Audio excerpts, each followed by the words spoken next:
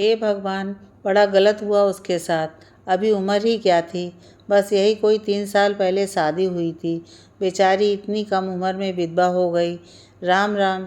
सुना है उसका पति जहर खा के मरा है। हाँ, सुना तो मैंने भी है। तमाम तरह की बातें उड़ रही हैं। क्या कहा जाए, मुझे तो लगता है लड़की में ही कोई दोष होगा, वरना शादी के बाद कौन ऐसे जहर खाता है। ये बातें करने वाली औरतें हैं नयनतारा की पड़ोसनें। नयनतारा 26 साल की एक लड़की है जिसकी 3 साल पहले नीरज नाम के लड़के से शादी हुई थी। शादी के समय सब सही था, पर फिर अचानक ऐसा क्या हुआ कि नीरज नयनतारा को बीच मझधार में छोड़ गया। यूँ नयनतारा एक पढ़ी लिखी लड़की थी। जब उसकी शादी हुई तो उसने एमए में एडमिशन लिया था, पर शादी हो गई तो पढ़ाई छूट सी गई। बस वो और नीरज और उसका ससुराल यही रह गया उसके अपने। और आज जब नीरज नहीं है तो ऐसे में नयनतारा का क्या। नयनतारा की माँ आरती और पिता मोहन ऐसे अपनी बेटी को देख के तिल तिल मर रहे हैं। क्या सोचा था कि शादी होगी, बेटी सुखी रहेगी, पर क्या से क्या हो गया। मोहन और आरती के 4 बच्चे थे, 3 बेटियां और 1 लड़का। सबसे बड़ी बेटी थी कुसुम, जिसकी शादी कर दी थी मोहन ने। फिर छोटी बेटी थी गंगा और मंझली थी नयनतारा। इससे छोटा भाई था जो अभी पढ़ रहा था। मोहन की भी कोई ऐसी खास नौकरी नहीं थी कि वो सब कुछ अकेले संभाल पाए। खैर, जब से नीरज का अंतिम संस्कार हुआ उसके बाद से मोहन नयनतारा को घर ही ले आया था। नैन की तो आंखें बहते बहते झपकना ही भूल गई थीं। हमारा समाज भी कैसा है ना, एक आदमी के जाते ही उसकी पत्नी को कोई अधिकार, कोई हक नहीं रह जाता। कल तक लाल साड़ी में घूमने वाली नैन से उसके ससुराल वालों ने जबरन उसके गहने कपड़े छीन उनको आग लगा दी थी। आज के ज़माने में भी औरतों की वही दशा है जो पहले थी। हाँ, थोड़ा बहुत लोग जागरूक हुए हैं, पर पुराने आदर्शों पर चलने वाले लोग अभी भी उसी ढर्रे पर सवार हैं। आरती अपनी बेटी का मुंह देख देख कर रो रही थी, जबकि मोहल्ले की औरतें अपने प्रपंच में जुटी हुई थीं। अपना दुख दुख और दूसरों का दुख पंचायत का टॉपिक। वाह, मोहल्ले के लोग नयनतारा के दुख से दुखी नहीं थे, बल्कि इस बात की खोजबीन करना चाहते थे कि अब नैन का क्या होगा। नैन अपने ससुराल कब जाएगी, नैन के पति ने क्यों आत्महत्या की। ये सारी बातें आसपास के लोगों के लिए रहस्य बनी हुई थी, जिसका पता लगाने का जिम्मा कोई नहीं लेना चाहता था, पर ये ज़रूर चाहते थे कि सबकी जल्दी से पर्दा उठे और वो सच जान सकें। नैन के पिता मोहन छोटी सी कंपनी में अकाउंट्स का काम देखते थे। खाना खर्चा चल जाता था, साथ ही 2 बच्चों की पढ़ाई भी चल रही थी। पर अब नैन के घर आने से उनके ऊपर भी काफ़ी दबाव आ गया था। ऐसे समय में वो अपनी बेटी से कह तो कुछ नहीं सकते थे, पर उसके भविष्य की उन्हें भी काफ़ी चिंता थी। 7 दिनों तक नैन को किसी बात का होश नहीं था। उसकी तो ज़िंदगी मानो बर्बाद हो गई थी। अब क्या बचा था जानने और समझने के लिए।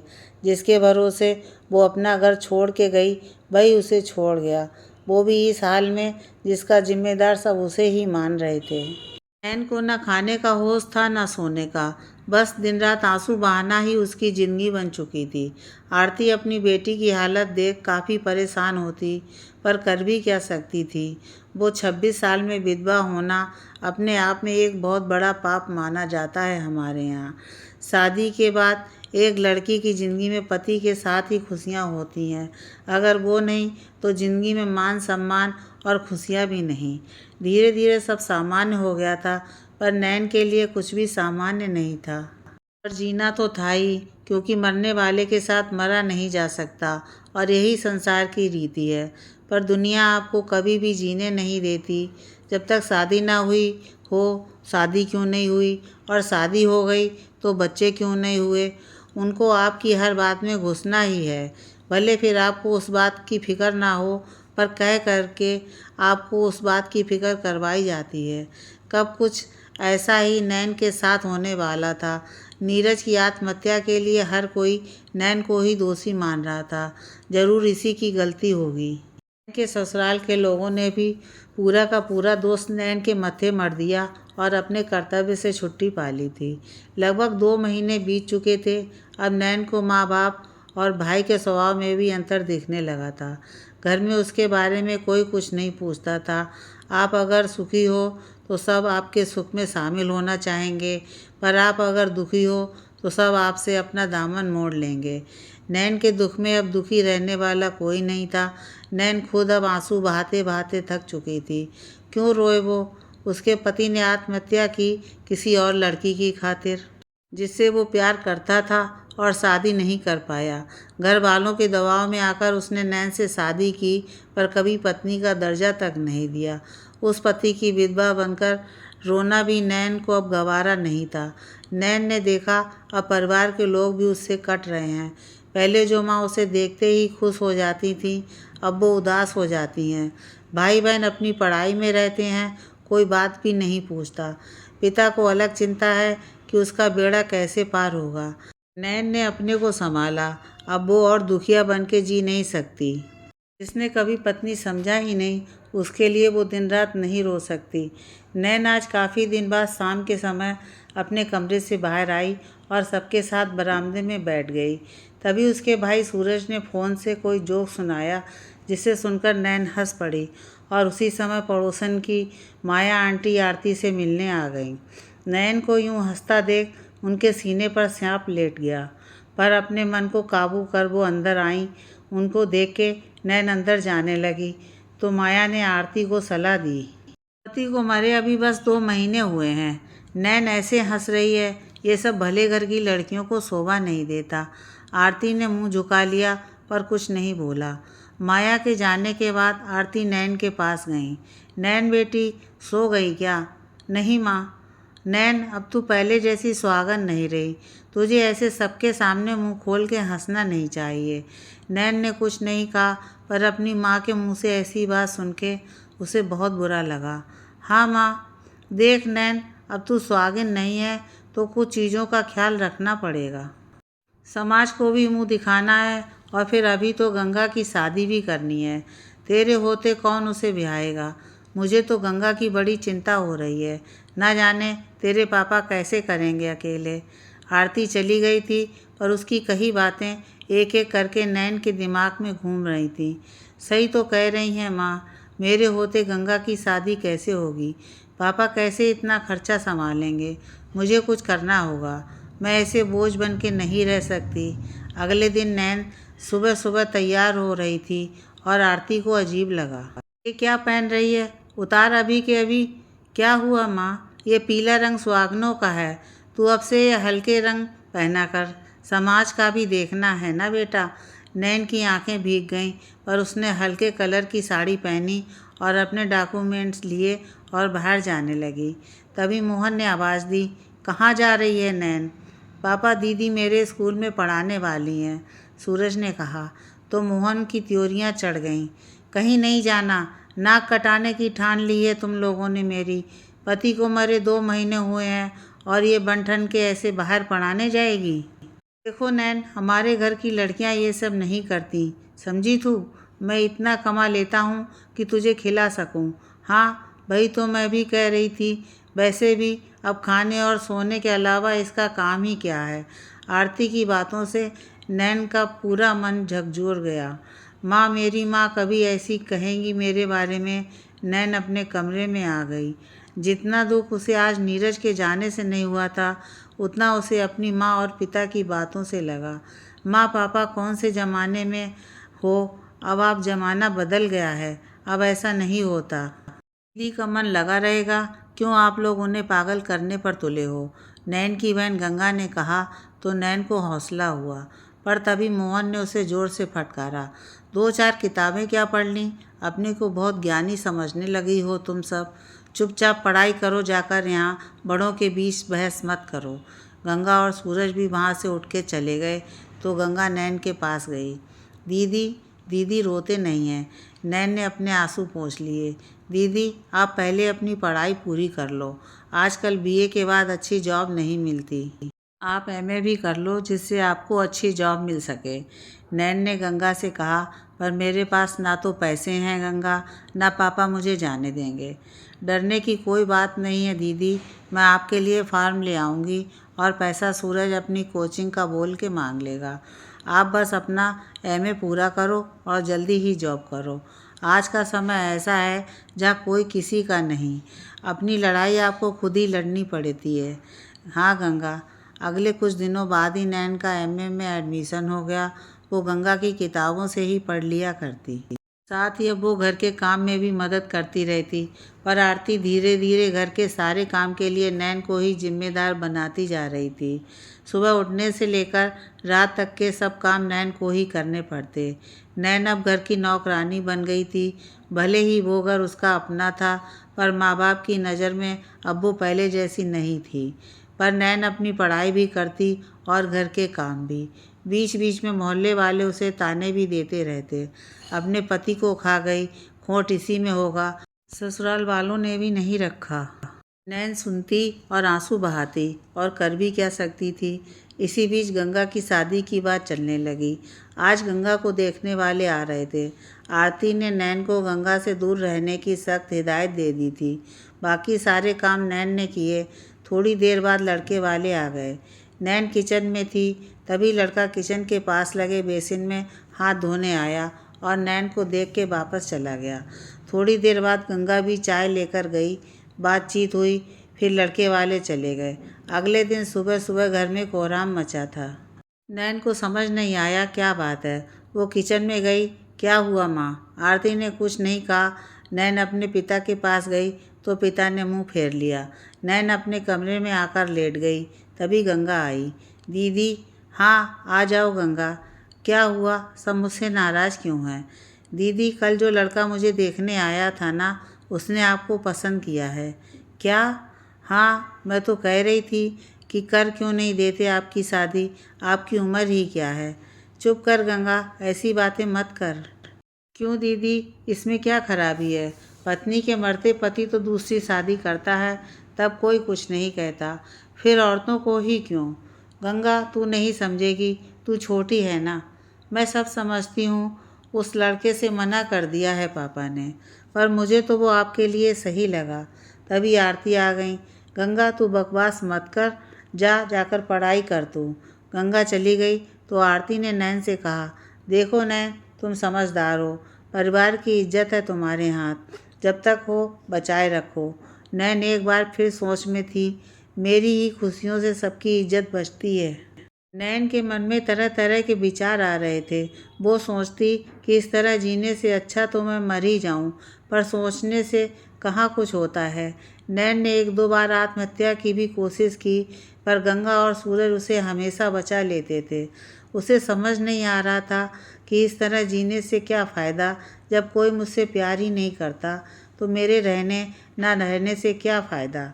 इसी तरह नैन ने किसी तरह छुप छुप कर एमए की पढ़ाई पूरी कर ली थी। अपने ही घर में नौकर की तरह रहना और अपने ही माँ बाप के सौतेले व्यवहार से वो तंग आ चुकी थी। उसी समय गंगा की शादी तय हो गई और घर में जश्न का माहौल बन गया था। पर नैन की ज़िंदगी में तो कोई बदलाव नहीं आया था, बल्कि अब जो होने वाला था वो और भी बुरा था। गंगा की शादी की तैयारियों में जो भी आता, नैन को ऐसे देखता मानो वो हंस के काम करके कुछ गलत कर रही है। हर कोई उससे यही उम्मीद रखता कि वो हंसे ना, बोले ना, लड़कों की तरफ ना देखे, और रिश्तेदारी के लड़कों को मना कर दिया जाता कि नैन से बात ना करे। इन सब बातों से नैन अंदर ही अंदर घुट रही थी।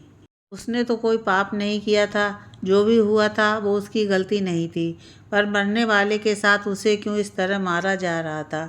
गंगा की शादी के दिन सब लोग तैयार होकर मैरिज हॉल की तरफ चले गए थे।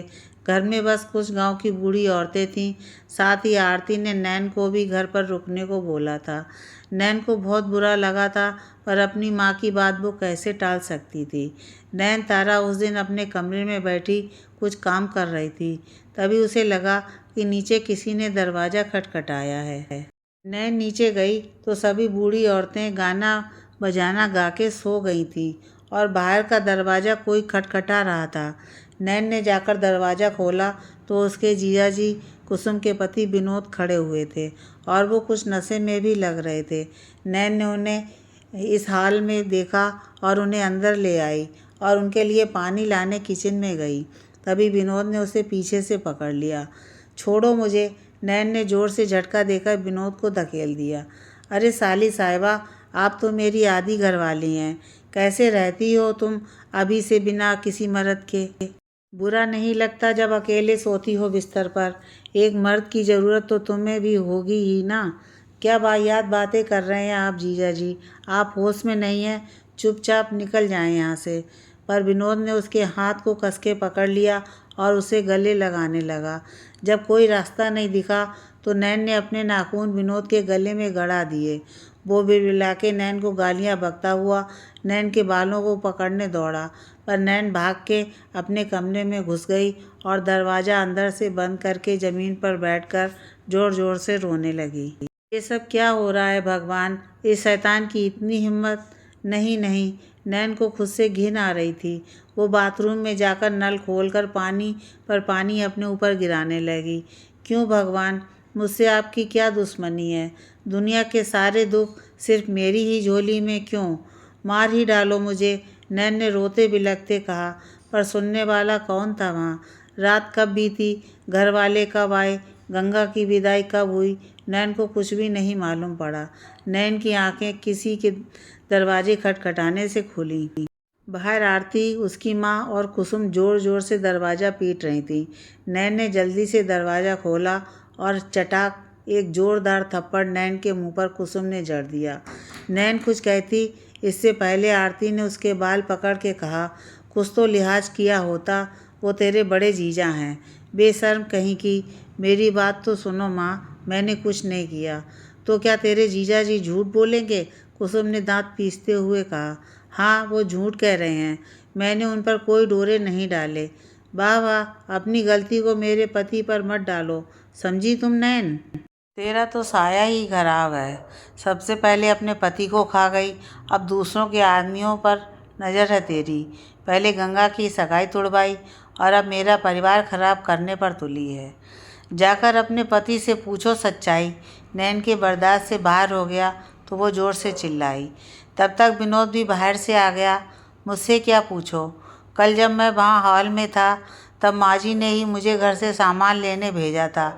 मैं कोई अपनी मर्जी से थोड़ी आया था। हाँ, दामाद जी बिल्कुल सही कह रहे हैं। माँ, मैंने कुछ नहीं किया। चुप कर करम जली, पहले अपने पति को खा गई, अब बहनों के पति पर डोरे डालते शर्म नहीं आती। अगर किसी ने नैन के कानों में पिघला शीशा भी डाल दिया होता तो नैन को इतना दर्द ना होता, पर उसकी अपनी माँ और बहन उस पर ऐसा आरोप लगा रही थीं जो उससे बर्दाश्त करना असहनीय था। देख नैन, एक बात साफ साफ सुन ले, मेरे पति मुझसे बहुत खुश हैं। उन्हें बदनाम करने की कोशिश भी की तो मैं भूल जाऊंगी तू मेरी बहन है। चलो माँ यहाँ से। सब नैन के कमरे से बाहर निकल गए थे। ये हादसा नैन को अंदर से तोड़ गया था। जिंदगी भले ही हमारी राह में कठिनाई देती है, पर उस समय अपनों का साथ हो तो ज़िंदगी अच्छे से कट जाती है। पर नैन के साथ तो कुछ भी अच्छा नहीं था। गंगा थी जो कि अब अपने ससुराल चली गई थी। नैन के लिए मानो हर रास्ता बंद हो चुका था। माँ बाप की नज़र में बोझ पहले से थी और अब चरित्रहीन भी साबित हो गई थी। और जिसने ये सब किया था उसके सब आगे पीछे घूम रहे थे। दामाद जी बोल करके उसके तलवे चाट रहे थे। नैन ने काफ़ी सोचा और अब वो जान चुकी थी कि उसे क्या करना है। अब जैसी दुनिया वैसे हम बनने का समय आ चुका था। अगले दिन जब नैन उठी तो उसमें एक अलग तरह के विद्रोह की भावना थी। उसने अपने डॉक्यूमेंट ठूंसे और फिर जल्दी से तैयार हो गई। तैयार होकर वो भगवान के सामने गई। हे भोलेनाथ, आज से मेरी एक नई ज़िंदगी शुरू हो रही है। दुनिया में कोई मुझे समझे ना समझे, आप तो सबके मन की जानते हो। मैंने कोई गलती नहीं की, फिर क्यों ऐसा मेरे साथ हुआ? भोलेनाथ, बस जो हुआ वो हुआ। अब मैं एक नई शुरुआत करना चाहती हूँ। आप अपना हाथ मेरे सर पर बनाए रखना। भगवान के पास पूजा करके नैन तारा बाहर निकली तो बरामदे में सब नाश्ता कर रहे थे। नैन को इस तरह तैयार देख सबकी आंखें ऊपर हो गईं। कहाँ जा रही है नैन? माँ, मैंने फैसला कर लिया है। अब मैं घर पर अपना समय रोते बिलखते नहीं बिता सकती। मैं भी कुछ करना चाहती हूँ। क्या बात कर रही है नैन? तेरे पापा ने तुझे बताया था ना कि तुझे कहीं नहीं जाना। फिर घर में मछली नहीं फंस रही ना, इसीलिए बाहर दाना डालने जा रही है। कुसुम ने ताना मारा तो विनोद भी व्यंग से मुस्कुरा उठा। नैन ने कोई जवाब नहीं दिया। माँ, मैं जा रही हूँ। नैन, नैन के पापा ने कहा। जोरदार आवाज़ गूंज उठी। खबरदार, जो एक कदम भी घर के बाहर निकाला। अरे करमजली, तू समझती क्यों नहीं? तेरे पति को मरे अभी दिन ही कितना हुआ है। तूने हमारे माथे पर कालिक पोतने की ठान ली है क्या? किस बात की कमी है तुझे? सुबह शाम 2 कौर खा और पड़ी रहे। विधवा के लिए यही जिंदगी होती है। यही तो मैं भी समझा रही हूँ, आरती ने कहा। विधवा को कैसे रहना है और कैसे नहीं, ये कहने वाले आप कौन होते हैं पिताजी? क्या सारी रोक टोक बस औरतों के लिए ही है? जवान देखो इसकी। मोहन चीख उठे। पापा, ये सब आपके लाड़ प्यार का नतीजा है। आप ही इसे सर पर चढ़ा रखे हैं। कुसुम ने अपना पासा फेंका। मैं भी देखता हूँ तू कैसे जाती है बाहर। पापा, मुझे मत रोकिए। आप लोग किस ज़माने में हो? बहुत सह लिया मैंने, अब बस और नहीं। ऐसे बात करते हैं अपने पापा से? माफ़ी मांग, आरती चिल्लाई। किस बात की माफ़ी? गलत आप कर रहे हो मेरे साथ। हम गलत कर रहे हैं? अरे करमजली, पैदा होते ही मर जाती तो ये दिन ना देखना पड़ता। हाँ माँ, पैदा होते ही मार देती तो ये दिन मुझे भी ना देखना पड़ता। पर अब और नहीं, इससे ज़्यादा मुझसे बर्दाश्त नहीं होगा। तो तू जाना चाहती है? हाँ ठीक है, जाना है तो जा। पर एक बात याद रखना, आज से इस घर से और हम सबसे तेरा कोई नाता नहीं।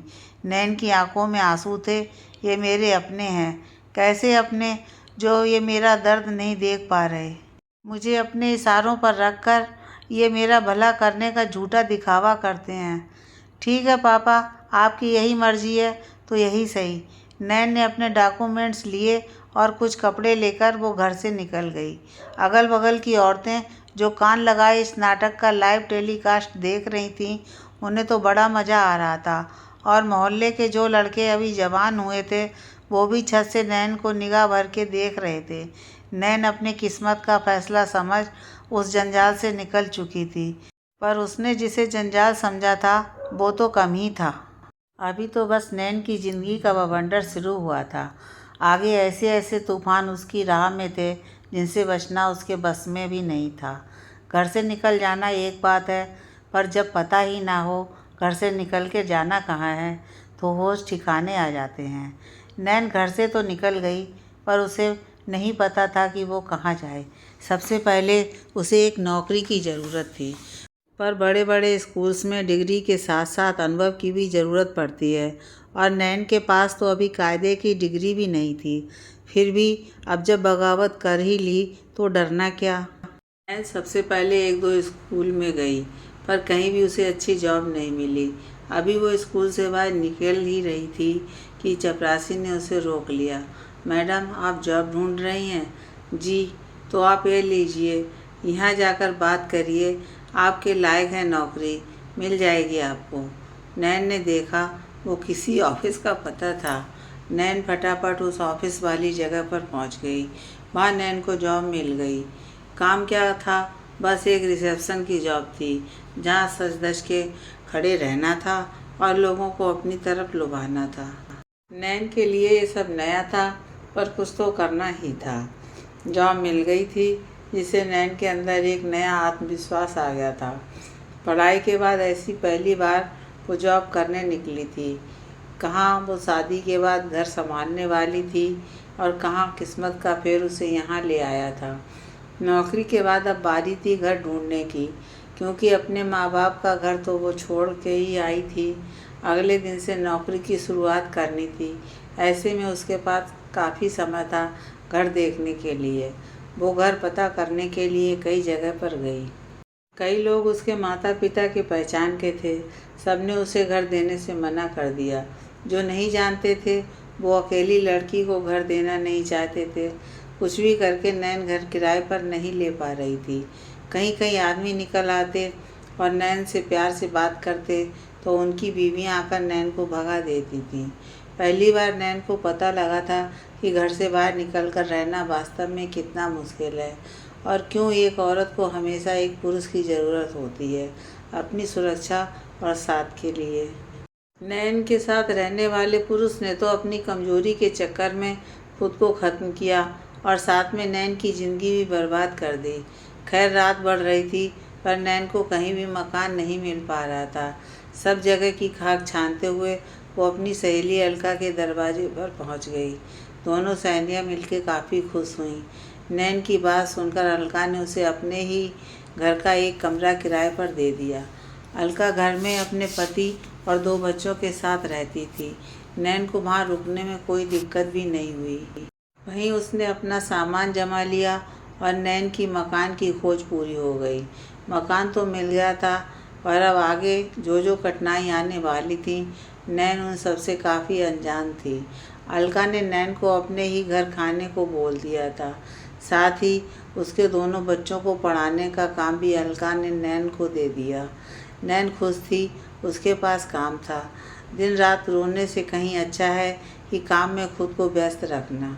नैन ने अगले दिन से ऑफिस ज्वाइन कर लिया, जहां उसे लोगों को अपनी खूबसूरती से इम्प्रेस करना था, जिससे वो बार बार उस ऑफिस में आने के लिए मजबूर हों। नैन के लिए सब कुछ नया था।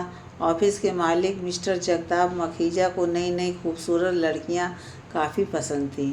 उसकी कंपनी में ज़्यादातर स्टाफ लड़कियों की ही थी। नैन पहले ही दिन साड़ी पहन के गई। नैन को देख के बाकी लड़कियां काफ़ी मजाक बनाने लगी थी उसका। पर्सनली मखीजा ने उसे अपने केबिन में बुलाया और अगले दिन से कुछ अच्छा पहन के आने को कहा, जैसा बाकी लड़कियां पहनती थीं। नैन को दुनियादारी की कोई समझ नहीं थी। वो बस उतना ही जानती थी जितना उसके घर वालों ने बताया। अब जब वो बाहरी लोगों के संपर्क में आई तो उसे कुछ पता ही नहीं था कि क्या करना सही है और क्या गलत। नैन ने मखीजा की बात मान ली। उस दिन तो जैसे तैसे उसने ऑफिस में काम किया, पर आने जाने वालों की नज़र और टपकती लार देख के उसे खुद से ही घिन आ रही थी। घर पर तो सिर्फ एक आदमी मिला था, यहाँ तो हर दूसरा आदमी उसी तरह का है। किसी तरह नैन ने अपना काम सीखा और वापस अपने किराए के कमरे में आ गई। अलका उसे चाय देने आई तो पूछने लगी क्या क्या काम रहता है। नैन ने उसे जो काम था ठीक ठीक बता दिया। नैन के काम की बात सुनकर अलका के मन में एक गांठ पड़ गई। भले घर की लड़की कहीं जाने वाली नैन के लिए अलका के मन में अब मानो जहर घुलने लगा था। ये अच्छा था कि अलका का पति रमन वहाँ नहीं रहता था। वो कभी कभी घर आता था। मार्केटिंग के काम करने के चलते वो पूरा समय घर पे नहीं रहता था। अभी अलका ने नैन से कुछ कहा तो नहीं, पर ही मन उसे भगाने के बारे में सोचने लगी। दिन बीत रहे थे। नैन अब ऑफिस जाती तो कभी जीन्स कुर्ती, कभी जीन्स टॉप, कभी जीन्स शर्ट भी पहन लिया करती। ऑफिस का काम तो ठीक था। मखीजा ने या किसी ने कोई ऐसी वैसी हरकत नहीं की थी। नैन अलका के बच्चों को भी पढ़ाया करती थी। कुल मिला के नैन की ज़िंदगी पटरी पर आ गई थी। नैन जब जाती तो मोहल्ले के लोग उसे घूर घूर के देखते। अगर थोड़ी सी भी रात हो जाती तो लोगों का शक बढ़ जाता कि ज़रूर ये कोई गलत काम करती होगी, और इसी तरह मोहल्ले के लोग अलका से नैन की शिकायतें करने लगे कि इसकी वजह से मोहल्ले के बच्चे बिगड़ रहे हैं, मर्द पर गलत असर पड़ रहा है, तू पछताएगी अलका, निकाल दे उसे घर से। पर अलका कुछ सोचती फिर नैन से कुछ ना कहती। ऐसे ही दिन बीत रहे थे। आज नैन को उसकी पहली तनख्वाह मिली थी। वो बहुत खुश थी। घर आई तो अलका नहीं थी। उसने बच्चों को चॉकलेट दी और फिर किचन में जाकर चाय बनाने लगी। तभी पीछे से किसी ने आकर उसे पकड़ लिया। छोड़ो मुझे, ये रमन था। रमन भी चौंक गया। तुम कौन हो तुम? तभी अलका किचन में आ गई। क्या हो रहा है यहाँ? आप दोनों यहाँ इस तरह? हम लोग कुछ नहीं कर रहे अलका, तुम गलत मत समझो। वो तो दिख ही रहा है। अलका ने कहा कुछ नहीं, पर साफ दिख रहा था कि उसके अंदर कितनी नफ़रत है। अलका ने रमन को नैन के बारे में सब कुछ बताया और फिर नैन के पास जाकर बोली, देखो नैन, इतने दिन मैंने तुम्हें अपने साथ रखा, पर समाज को तुम जानती ही हो। मैं अब और तुम्हें यहाँ नहीं रख सकती। तुम अभी के अभी ये घर छोड़ के चली जाओ। कहाँ नैन ने सोचा था आज वो सबके साथ अपनी खुशी बांटेगी, और कहाँ ये सब। नैन की आंखों में आंसू थे, पर उसने कुछ नहीं कहा। जब अपनों ने दुत्कार दिया तो ये तो फिर भी उसने अपना सामान लिया और फिर अलका के पास, जहाँ रमन भी था। सो सॉरी नैनतारा, मुझे लगा वहाँ अलका है, सिर्फ इस वजह से। कोई बात नहीं भैया। अलका ने उसकी तरफ देखा तक नहीं। बच्चे आकर नैन से चिपक गए। नैन ने किराए का पैसा अलका को दिया और अपना सामान लेकर निकल गई, बिना जाने कि अब कहाँ जाना है। नैन अपना सामान लेकर एक सस्ते होटल में चली गई। होटल रूम में अपना सामान रख के वो बिस्तर पर लेट गई। उसे हल्की भूख लग रही थी तो उसने अपने लिए एक कॉफ़ी और कुछ खाने के लिए मंगा लिया। वही खा के वो सो गई। रात 12 बजे ज़ोर ज़ोर से किसी ने दरवाज़ा खटखटाना शुरू किया तो नैन की डर से हालत ख़राब हो गई। उसने उठ के दरवाज़ा खोला तो बाहर पुलिस खड़ी थी। पकड़ो इसे। पर मैंने किया क्या है?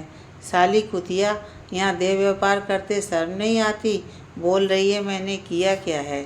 ले चलो इसे। नैन ने देखा उसकी तरह 10-15 लड़के लड़कियों को पुलिस की गाड़ी में बिठाया जा रहा है। चिल्लाने या कुछ बोलने पर भी पुलिस कुछ सुनने वाली नहीं थी। नैन अब एक धंधे वाली की हैसियत से पुलिस स्टेशन में बैठी थी। सब बैठ जाओ और तब तक यहीं सड़ो जब तक कोई आ नहीं जाता जमानत के लिए। क्या साहब, हमारी जमानत कौन करेगा? कुछ ले देकर जाने दो। साली पुलिस को रिश्वत देगी? चटाक। लेडी कांस्टेबल ने लड़की को एक कंटाप जड़ दिया। नैन चुपचाप खुद में सिमटी बैठी थी। क्या ज़माना आ गया है, अब भले घर की लड़कियां भी ये सब करने लगी हैं। क्यों रे, तू कहाँ से इस धंधे में आ गई? नैन ने कोई जवाब नहीं दिया। सभी लड़कियों को एक साथ हवालात में बंद कर दिया। वहाँ का मल मूत्र की बदबू और उन धंधे वालियों की बात सुन के नैन को मरने को जी चाह रहा था। अपनी आंखों में आंसू समेटे वो भगवान से मौत मांग रही थी। अगली सुबह पुलिस ने ज़्यादातर लड़कियों को पैसे लेकर छोड़ दिया। नैन ने एक कॉल करने को कहा तो पुलिस वाला उसे आंख मारते हुए बोला, नेता को मत कर देना। नैन ने मखीजा को कॉल किया। उसने नैन की पूरी बात सुनी और फिर उसकी जमानत कराने वहाँ आ गया। पुलिस से बातचीत करके उसने नैन को वहाँ से बचा लिया। होटल सील था पर वहाँ नैन का सामान था। वो लेकर मखीजा नैन को अपने फार्म हाउस पर ले आया। इधर सुबह के पेपर में जो खबर छपी थी वो नैन के बाप ने भी पढ़ी। घर पर उन्होंने सबके सामने नैन की फ़ोटो पर माला चढ़ा दी। गुस्से में आरती भी उन्हें नहीं समझा पा रही थी। बस ये लड़की मेरे लिए अब हमेशा के लिए मर गई। चरित्रहीन। पैदा होते ही मर क्यों नहीं गई थी? कुल का नाम बोल दिया इसने। करम जली। नैन का रोते रोते बुरा हाल था। मखीजा उसे रहने की जगह दे रहा था, इसलिए अब उसकी बात मानना भी नैन के लिए ज़रूरी था। देखो नैनतारा, जो कुछ भी हुआ है उससे अब तुम पहले की तरह काम तो कर नहीं सकती। हर जगह थू थू हो रही है तुम्हारे नाम की। अब या तो तुम ये शहर छोड़ दो या फिर, नैन ने उसकी तरफ देखा, या फिर मुझसे शादी कर लो। मैं तुम्हें घर, पैसा सब कुछ दूंगा। पर आपकी तो बीवी है ना, तो क्या हुआ? सोच लो फिर बताना। मखीजा चला गया था पर नैन की ज़िंदगी नरक बन चुकी थी। जो कुछ भी हुआ वो नहीं होना चाहिए था। मखीजा के जाने के बाद नैन खूब रोई। जिस वजह से उसने अपना घर छोड़ा था, जिस वजह से लोग उसके चरित्र पर उंगली उठा रहे हैं, सब कुछ याद करके उसने अपनी ज़िंदगी के बारे में सोचा। अभी उम्र ही क्या थी उसकी, ढंग से 30 साल की भी नहीं हुई थी। ऐसे में अपने से 20 साल बड़े मखीजा से शादी करने का वो सोच भी नहीं सकती थी। नैन के लिए एक एक पल अब भारी हो रहा था। मखीजा के पास पैसा था, घर था, इज्जत थी, पर वो आदमी मेरा पति बनने लायक तो बिल्कुल नहीं है। नहीं, मैं इस तरह कमज़ोर नहीं पड़ सकती। जो भी हो जाए मुझे हालातों से लड़ना ही पड़ेगा। नैन ने उठ के पहले फार्म हाउस का मुआयना किया। बड़ा सा फार्म हाउस, किनारे खेत थे, खाली खाली से। बाहर एक गार्ड था और पूरा घर खाली था। नैन ने एक बार फिर अंधे कुएं में छलांग लगाने की ठान ली थी। उसने सोच लिया था वो अपनी इज्जत इस तरह मखीजा के सामने उतरनी नहीं दे सकती। लोग जो सोचते हैं सोचें, जब उसने कुछ किया ही नहीं तो अपनी ही नज़रों में हमेशा के लिए गिरने से अच्छा जब तक जीना है लड़के जिएगी। एक नए विश्वास से नैन जगमगा गई थी। उसने फ़ौरन अपना बैग खोला, बस 2-4 कपड़े एक पर्स में भरे, अपना आईडी और ज़रूरी डॉक्यूमेंट रखे। जब पैसा को ढूंढना शुरू किया तो वहाँ उसकी सैलरी का 1 रुपया नहीं था। अब तक जिन रुपयों के बल वो यहाँ से जाने को तैयार थी वही गायब थे। नैन ने सारा सामान वहीं फेंक दिया, बस ज़रूरी चीज़ें रखी। उसे जोरों की भूख लगी थी, पर अब किया क्या जाए। वो मखीजा के फार्म हाउस के किचन में गई। वहाँ कुछ बिस्किट के पैकेट थे। जल्दी से नैन ने एक बिस्किट का पैकेट खोला और खाना शुरू कर दिया, मानो जन्मों की भूखी हो। बिस्कुट खा के उसने पानी पिया और एक बोतल पानी भर के अपने पर्स में रख लिया और बचे हुए बिस्कुट भी उसने अपने पर्स में ठूंस लिए। वो किचन में कुछ ढूंढती तब तक किसी के आने की आहट हुई। नैन छुप गई। गार्ड अंदर कुछ चेक करने आया था। नैन को लगा कहीं मखीजा ने तो उसके ऊपर नज़र रखने के लिए ऐसा तो नहीं किया। नैन झटपट वहाँ से उठी और बाहर निकल आई। ना रास्ता मालूम, ना ये पता कि कहाँ जाना है। वो ज़ोरों से भाग रही थी, मानो वो सीधे अपने गंतव्य पर जाकर रुकेगी। लोगों से पूछती हुई वो स्टेशन पहुँच गई। वहाँ ट्रेन के बीच उसे समझ नहीं आया कि वो कहाँ जाए। वो एक ऐसा बच्चा बन गई थी जिसके माँ बाप ने उसे एक मेले में खो दिया हो। नैन ने अपने कानों के बुंदे निकाल के भेज दिए और मुंबई की टिकट लेकर उसी में सवार हो गई। ट्रेन में बैठने वाले ज़्यादातर लोग उसे घूर घूर कर देख रहे थे, कपड़ों की वजह से नहीं बल्कि अकेली होने की वजह से। डर और खौफ नैन के आंखों से झांक रहे थे, पर उसकी परवाह करे बगैर नैन खिड़की से बाहर सर निकाले बैठी थी। ये कैसी दुनिया है। आज उसके इस तरह जाने पर कोई दुखी होने वाला, रोने वाला तक नहीं था। मेरे माँ बाप भी नहीं। नैन खिड़की से आते जाते रास्तों को ताकती रोती रही। बचपन की अपनी सारी हरकतें, माँ बाप का प्यार, बहनों के साथ बिताए पल, फिर शादी का दिन, नीरज के साथ बिताए दिन और वो मनहूस दिन जब नीरज ने आत्महत्या की, हर एक याद नैन को झकझोर रही थी। 2 दिन लगे थे, ट्रेन मुंबई पहुंच चुकी थी। नैन के पास ना पैसे थे ना ही कुछ खाने को। ट्रेन में जैसे तैसे उसने कभी चाय कभी ब्रेड पर दिन गुजार लिए थे, पर अब काम मिलना बहुत ज़रूरी था, क्योंकि बिना काम के वो अब ज़्यादा दिन जी नहीं सकती थी। इंसान हर जख्म दर्द सह सकता है, पर पेट की भूख और प्यास नहीं बर्दाश्त कर सकता। स्टेशन पर उतर के नैन को समझ नहीं आया वो कहाँ जाए। तभी उसने पुलिस को देखा। उसका रोया रोया डर से कांप उठा। पुलिस अब उसकी नज़र में मददगार नहीं बल्कि डर के रूप में आ गई थी। नैन सबके साथ भीड़ में घुस गई। जिधर भीड़ बढ़ रही थी बस उधर ही नैन भी बढ़ रही थी। पूरा दिन बीत गया था, न नैन को कुछ खाने को मिला था ना ही कुछ काम। वो वहीं स्टेशन के बाहर सड़क के किनारे बैठ गई। तभी एक भिखारिन ने आकर उसे भगाना शुरू कर दिया। निकल यहाँ से, ये अपन का इलाका है, भाग चल भाग। नैन वहाँ से उठ के वापस स्टेशन पर आ गई और एक बेंच पर बैठकर फूट फूट कर रोने लगी। आज पहली बार उसे लगा कि घर से बाहर निकलकर उसने कितनी बड़ी गलती कर दी। वो उस पंछी की तरह थी जिसे बचपन से बड़े होने तक पिंजरे में पाला जाता है, जिससे वो खुले आसमान में उड़ना भूल जाता है और एक वक्त पर पिंजरा खोलकर पंछी को उड़ा दिया जाता है कि अब वो खुले आसमान में उड़े। पर होता क्या है, पंछी या तो मर जाता है या किसी का शिकार बन जाता है। आज यही हाल नैन का भी हो गया था। वो उसी पंछी की तरह अपने पिंजरे से निकल तो आई थी, पर अब खुले आसमान में उड़ने का ना तो उसे पता था, ना ही वो ये जानती थी कि आसमान के नीचे की तरफ भी शिकारी उस पर घात लगाए बैठे हैं। सब सोचते सोचते नैन को नींद आ गई और वो वहीं बेंच पर सो गई और सपने में देखती है कि उसकी माँ आरती उसके सिराने खड़ी उसे घर वापस बुला रही हैं। नैन की आँख खुल गई।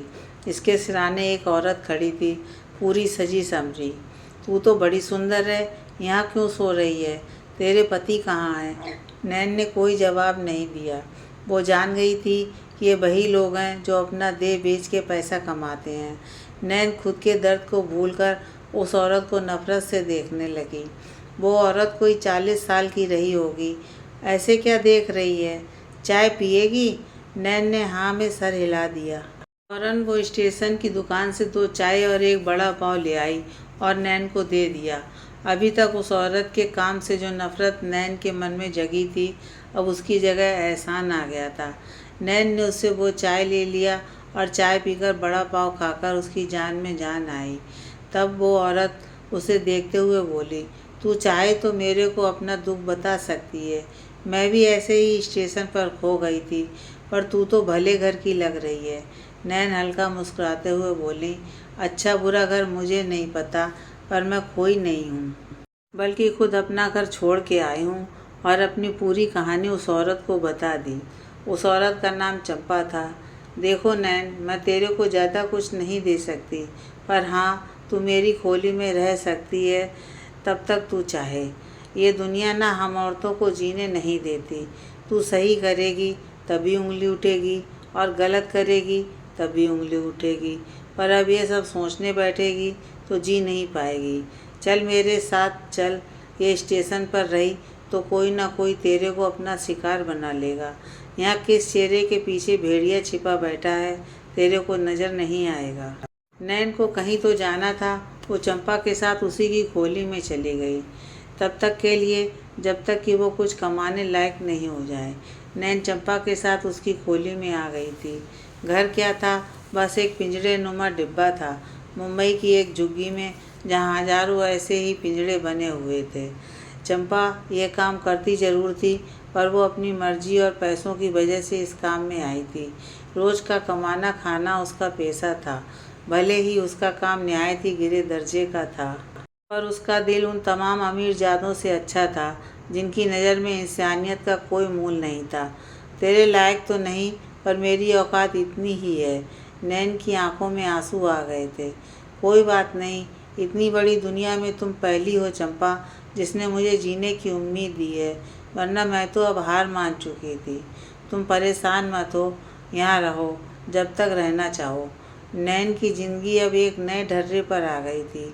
अगले दिन से नैन ने एक नई दुनिया को देखा था, जिसमें उसकी ज़िंदगी का दर्द कुछ भी नहीं था। आसपास की ज़्यादातर औरतें गरीब और लाचारी में अपनी ज़िंदगी काट रही थीं। पति से रोज़ मार खाना, 2-2 रोटियों के लिए सिग्नल पर भीख मांगना।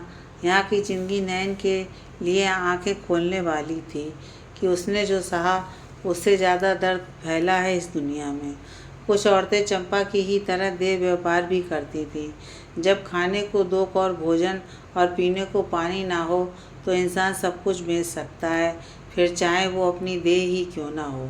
चंपा के साथ रहते नैन को 2 दिन बीत गए थे। रात के वक्त चंपा बाहर चली जाती और सुबह आती। जब आती तो घर के लिए राशन लाती। चंपा ने एक बार भी नैन को कुछ बुरा भला नहीं बोला था, पर आसपास के आदमी नैन को खा जाने वाली नज़र से देखते। चंपा उसे घर पे रहने की हिदायत देकर जाती थी, पर ऐसे कब तक बीत सकता था। आज नैन ने फैसला किया कि वो अपनी डिग्री के बलबूते कुछ करेगी। क्या फ़ायदा इतना पढ़ लिख के जब वो अपनी पढ़ाई से कुछ कमा ही ना पाए। पर मुंबई जैसे महानगर में नौकरी ढूंढना इतना भी आसान नहीं था। नैन को अच्छे से अंग्रेजी बोलना भी नहीं आता था। कुछ दिन मखीजा के साथ काम करके उसने जो अनुभव पाए थे, वो भी इतने अच्छे नहीं थे। फिर भी कुछ करना ज़रूरी था। कुछ शोरूम में पूछने पर एक जगह उसे सेल्स गर्ल की नौकरी मिल गई थी। ये जगह चंपा की खोली से काफ़ी दूर थी, पर नैन को कुछ करना भी ज़रूरी था। वो पहले से ही एक बेसहारा औरत के ऊपर बोझ बन के नहीं रह सकती थी। शोरूम नया था, इसलिए सैलरी भी ज़्यादा नहीं थी, पर नैन को मंजूर था। अगले दिन से उसने नौकरी ज्वाइन कर ली। चंपा भी खुश थी कि एक लड़की अपने पैरों पर खड़ी हो रही थी। आसपास की औरतें भी नैन को अब एक अच्छे नज़र से देखती थी, पर आदमियों की नज़र अब भी उसकी खूबसूरती और देह पर ही अटकी थी। धीरे धीरे समय बीत रहा था, लगने लगा था सब सही हो गया है। नैन की जॉब भी ठीक से चल रही थी, पर नैन पैसे नहीं बचा पा रही थी, क्योंकि आने जाने में ही काफ़ी पैसा खर्च हो जाता था। उसने ऑफिस के पास ही कमरा लेने की सोच लिया और चंपा को भी अपने साथ ले आने को राजी कर लिया। चंपा नैन की खुशी के लिए तैयार तो हो गई, पर उसे पता था कि ऐसे वो कहीं और साथ नहीं रह सकती। हुआ भी वही। नैन चंपा के साथ जहाँ भी कमरे देखने जाती, सब उन्हें गलत समझ कमरा देने से मना कर देते। नैन नहीं समझ पा रही थी, पर चंपा ने उसे समझाया। ये वो इज्जतदार लोग हैं जो रात को तो हमें अपने पास आने को पैसे देते हैं और दिन में हमारी शक्ल से भी नफरत करते हैं। तू अपनी ज़िंदगी में आगे बढ़ नैन, कभी कभार मिलने आ जाया करना। नैन चंपा का साथ छोड़ना तो नहीं चाहती थी, पर अब ज़रूरी था लग रहना। नैन ने ऑफिस के पास ही एक कमरा ले लिया था। अब वो काम करती और अपना पैसा भी बचाती थी।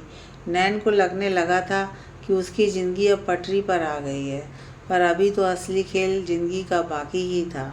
नैन जिस शोरूम में काम करती थी, वहाँ के marketing manager mister Varun Kapoor, उनकी नज़र नैन के ऊपर ही रहती। न जाने क्या था जो उसे नैन की तरफ खींचा करता। नैन इन सब बातों से अनजान अपना काम करती रहती। धीरे धीरे वरुण को नैन काफ़ी आकर्षित करने लगी, जबकि नैन को पता ही नहीं था कि कोई उस पर नज़र रख रहा है। वरुण कपूर आते जाते काम करते हर वक्त नैन पर नज़र रखता। काम करते करते नैन को 6 महीने हो गए थे। आसपास की कुछ औरतों से नैन की दोस्ती भी हो गई थी, पर सब उसके भूतकाल से अनजान थे। कुछ दिनों से नैन ने नोटिस करना शुरू किया कि एक काली कार उसके घर के बाहर खड़ी रहती है। नैन के मकान मालिक, जो कि पंजाबी थे, वो कभी कभार नैन से पूछ लेते कि कोई दिक्कत तो नहीं।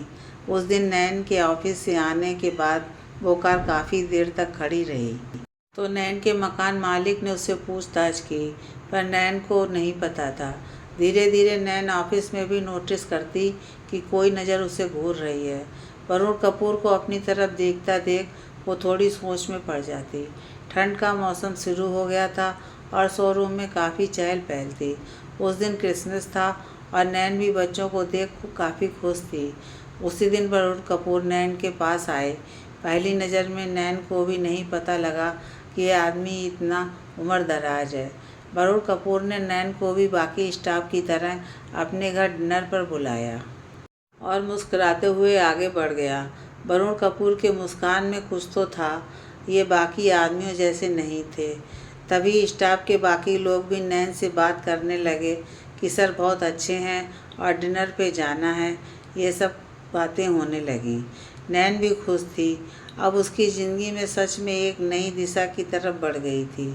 रात को सबको वरुण कपूर के यहाँ डिनर में जाना था, इसलिए नैन ने भी एक कॉटन की साड़ी पहनी और कान में छोटे से बुंदे पहन के बिल्कुल सिंपल तरीके से वरुण के घर जाने को तैयार हुई। सभी को लेने के लिए ऑफिस की ही गाड़ी आई थी।